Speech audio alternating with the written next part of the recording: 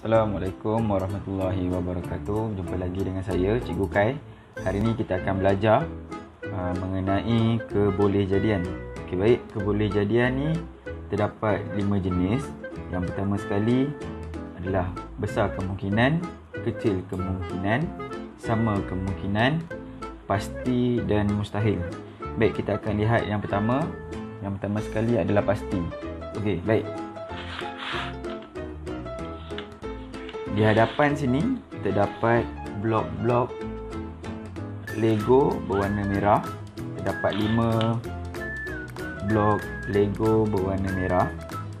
Baik, sekiranya kita nak ambil blok berwarna merah, apakah kebolehjadiannya?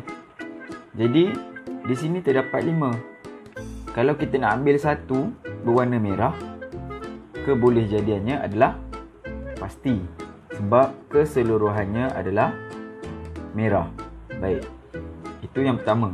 Yang kedua, kebolehjadiannya adalah, yang kita akan tengok adalah mustahil. Okey, baik. Di hadapan kita ni terdapat 5 Lego merah. Sekiranya kita nak ambil warna kuning. Okey, ada tak warna kuning di sini? Tiada. Jadi itu adalah mustahil kerana tiada blok berwarna kuning. Kerana di sini semuanya adalah berwarna merah. Baik. Seterusnya kita akan lihat pada kebolehjadian yang berikutnya. Okey, baik. Cikgu akan tambahkan satu blok berwarna ungu. Okey, apakah kebolehjadian untuk cikgu ambil blok berwarna merah? Okey, blok warna merah ada 5. Satu warna ungu. Jadi apakah kebolehjadian dia? Besar kemungkinan ataupun kecil kemungkinan kalau cikgu nak ambil warna merah. Okey, merah ada 5, ungu ada 1. Jadi besar kemungkinan. Besar kemungkinan. Kerana bilangan blok berwarna merah adalah lebih banyak daripada berwarna ungu. Okey. Yang keempat, apakah kebolehjadian sekiranya cikgu nak ambil blok berwarna ungu? Okey, ungu ada 1. Yang lain berwarna merah. Jadi, apakah kebolehjadiannya? Jawapannya adalah kecil kemungkinan. Kerana bilangan blok berwarna ungu ada 1 saja. Dan yang lain adalah berwarna merah. Okey, dan yang terakhir sekali,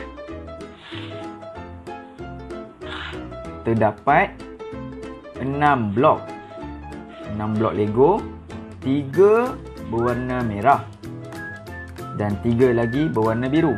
Sekiranya cikgu nak ambil satu blok berwarna biru, apakah kebolehjadian yang akan berlaku? Okey, tadi kita dah lihat besar kemungkinan, sama kemungkinan, pasti dan mustahil. Dan yang terakhir sekali adalah sama kemungkinan. Kerana bilangan blok berwarna biru ada 3 dan blok berwarna merah ada 3. Jadi, sekiranya cikgu nak ambil satu warna biru, kebolehjadiannya adalah sama kemungkinan. Jadi, sekadar tu kongsian kita pada hari ini. Assalamualaikum warahmatullahi wabarakatuh.